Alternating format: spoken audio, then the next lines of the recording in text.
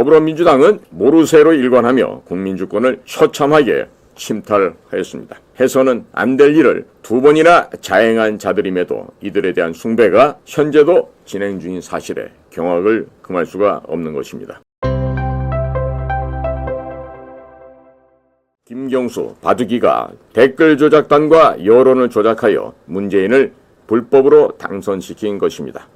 문재인 집권 후 2018년 1월 19일 청와대 국민청원에 문재인을 비방하는 댓글 관련해서 추미애가 조직적으로 추천수를 조작한 민주당 권리당원 김동원, 양모 당시 42세, 우모 39세 등 5명을 업무 방해 혐의로 고발했습니다. 자, 이렇게 되자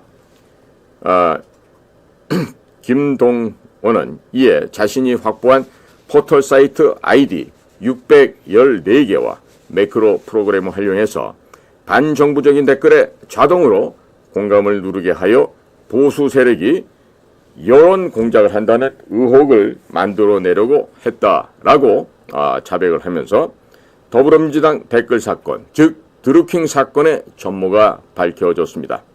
김동원이란 자는 2014년에서 2018년간 친노, 친문 파워 블로거이자 경제적 공진화 모임 경공모 대표로서 필명 드루킹을 활용해 왔었습니다.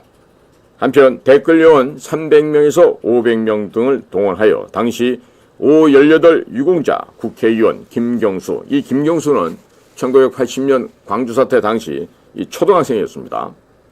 그리고 경공모 회원 및 더불어민주당 권리당원들과 공모하여 인터넷에서 각종 여론 조작을 통해서 518 유공자 문재인을 당선시켰던 것입니다. 김정숙이 대통령 후보 전당대회에서 경인선 가자, 경인선 가자라고 외쳤죠. 이게 바로 경인선이 경제도 사람이 먼저다. 이 얘기는 문재인의 제안으로 경공모에서 경인선으로 변경되었던 것입니다. 자, 김정숙이 이와 같이 경인선 가자, 경인선 가자를 외치고 단톡방 메시지에서는 문재인에게 보고했다는 내용도 있어 댓글 조작 사실을 문재인은 이미 인지하고 있었음에도 이에 대한 사과나 변명은 한마디는 고사하고 반마디도 없었습니다.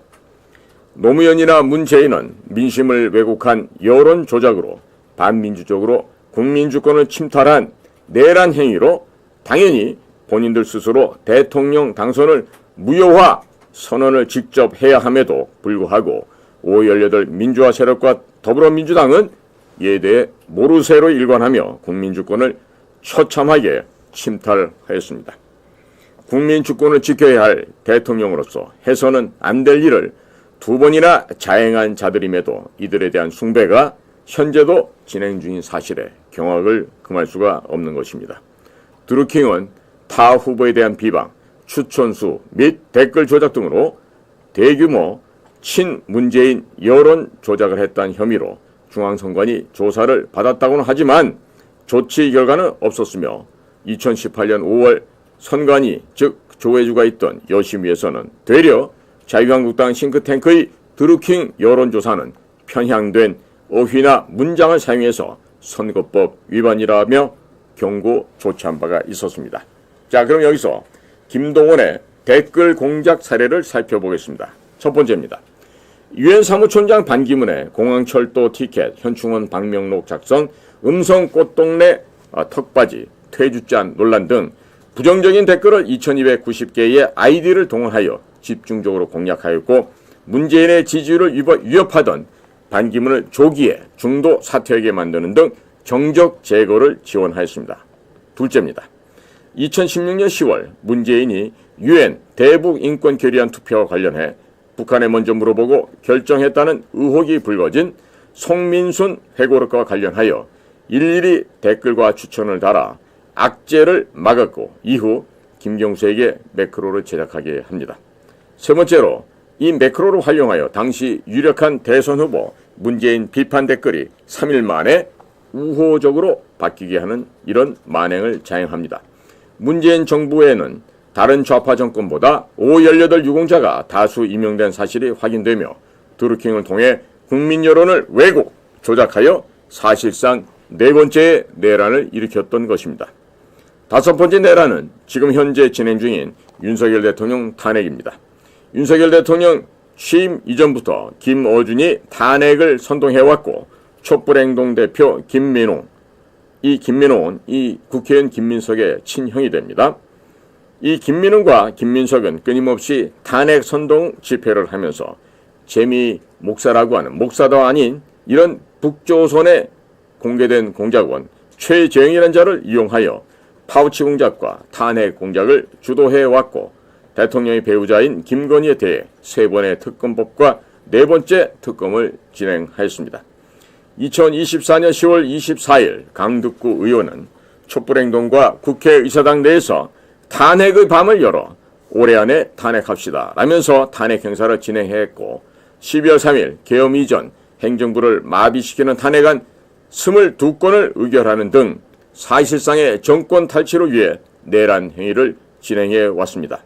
12월 14일 탄핵 의결 뒤 더불어민주당은 탄핵 대신 즉각 하야를 압박하면서 북한 공작원 접선 간첩 혐의자로 기소된 518 유공자 전농 회장 하연호 등은 12월 21일부터 23일간 트랙터 25대, 화물차 50여 대를 몰고 트랙터 상경 시위를 주도해 왔습니다. 이들은 윤석열 대통령을 체포하겠다면서 트랙터로 경찰차를 강제로 들어올리는 등 무력을 행사하였으며 한남동 대통령 관저에 불법 진입도 시도하였습니다. 더불어민주당 행안위원장 신정훈, 김송혜, 모경종, 최현일, 이소영, 강선우, 임호선, 이재정, 문금주, 양문석, 김준혁, 이연주 등과 전직 의원 윤미향, 김재현 진보당 대표 등 20여 명은 경찰에게 차벽 철수 등을 요구하며 이들의 내란 행위에 동조 가담하였습니다. 문금주는 형 문국주가 역시 518 유공자입니다. 518 민주화 유공자는 운동권으로 수감 경력이 있거나 법안 발의에 협조했거나 김대중의 가신일 경우 미국 문헌 방화 및 점거자 등도 유공자로 선정이 됩니다. 비공개 유공자가 1천여 명 이상에 달하는 점을 감안해 볼 때 윤석열 대통령 탄핵에 찬성한 민주당 소속의 518이나 민주화 유공자들은 국회의장 우원식, 부의장 이하경, 이용선, 이건태, 추미애, 박지원, 정동영 등 60여 명 이상으로 보여집니다. 이재명의 멘토라고 하는 황인호는 중부지역당 간첩임에도 518 유공자입니다. 이재명의 주변이나 경기도 기관 단체에 518 유공자가 유독 많다는 점은 대단히 흥미로운 사실이라 하겠습니다. 자, 이명박 대통령 때 보면 광우병, 천안함 음모론이 2010년에 있었고 또 한미 자유무역협정 FTA 괴담이 2011년에 있었죠. 또 박근혜 대통령 때는 세월호 음모론이 2014년에 발생했고 사드 괴담은 2016년, 탄핵 시의 각종 괴담이 2016년 말과 2017년에 무한히도 퍼져나가게 됩니다. 자, 윤석열 대통령 때는 후보 시절 이재명은 부산저축은행 사건을 일으킨 518 유공자 박형선과 함께 부산저축은행을 무마시킨 게 바로 윤석열이다. 그리고 김영재 사건을 법조 브로커 김만배와 짜고 윤석열이 한 것처럼 호도를 한 바가 있었고요. 또 후쿠시마 원전 오염수 괴담을 23년엔 퍼뜨립니다. 또 23년 역시 새만금 잼버리에 518 유공자 박재만이란 자가 있었는데 그 말고도 오성근, 소광순, 박영천과 국회의원 이원택 등등이 이런 새만금 잼버리 사건에 대해서도 괴담을 퍼뜨립니다. 최근에는 무한항공의 참사가 지난 24년 12월에 있었고 여기에 연루된 518 유공자 박준영, 한호갑, 김대중, 박지원, 문재인과 또 이재명 등이 다 연루되어 있는 이런 사태가 되겠습니다.